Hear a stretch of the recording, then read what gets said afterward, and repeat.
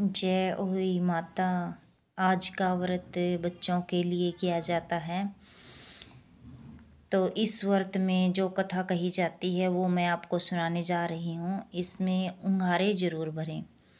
तो एक नगर में एक साहूकार रहता था। उसके 7 लड़के थे।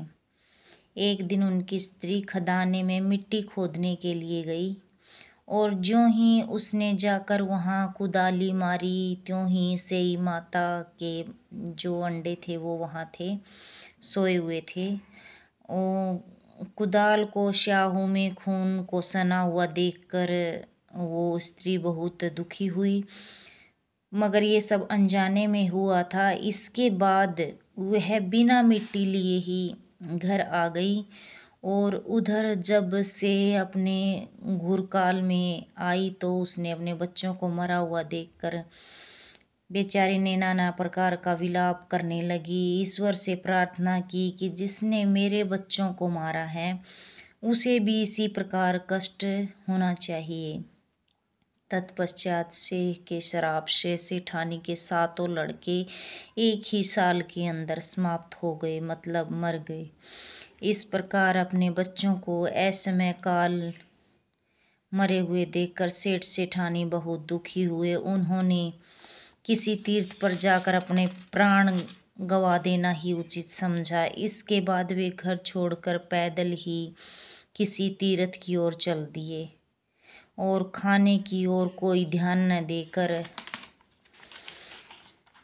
यूं ही चल पड़े। उनमें शक्ति और साहस नहीं रहा। वे पुण्यतः अस्वस्थ हो गए, मतलब चलने में असमर्थ हो गए, मूर्छित होकर गिर पड़े। उनकी दशा देखकर भगवान करुणा सागर ने उनको मृत्यु से बचाने के लिए पापों का अंत किया। और इसी अवसर में आकाशवाणी हुई कि सेठ सेठानी ने मिट्टी खोदते समय स्याऊ माता के अंडे को से लिया था, मतलब मार दिया था। इसी कारण तुम दुखी हो, तुम्हारे बच्चे नहीं बचे। तुम घर जाकर मन लगाकर गौ माता की सेवा करो और अहोई माता का विधि विधान से पूजा करो, व्रत प्रारंभ करो, तभी तुम्हारा संकट हरा जाएगा। तुम्हें भगवान की कृपा से पुनः संतान का सुख प्राप्त होगा। इस आकाशवाणी को सुनकर सेठ सेठानी पुनः घर की तरफ रवानगी की और भगवती देवी का स्मरण करते हुए अपने घर में रहने लगे। श्रद्धा भक्ति से उन्होंने अहोई माता का व्रत किया और गौ माता की सेवा की।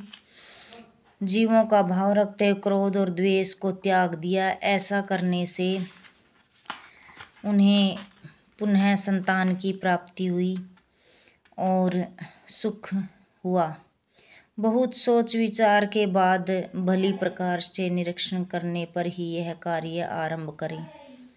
अनजाने में भी किसी प्राणी को हिंसा मत करो। गौ माता की सेवा करने के साथ साथ अहोई माता की भी पूजा करो। ऐसा करने से अवश्य ही संतान का सुख प्राप्त होगा। जय होई माता।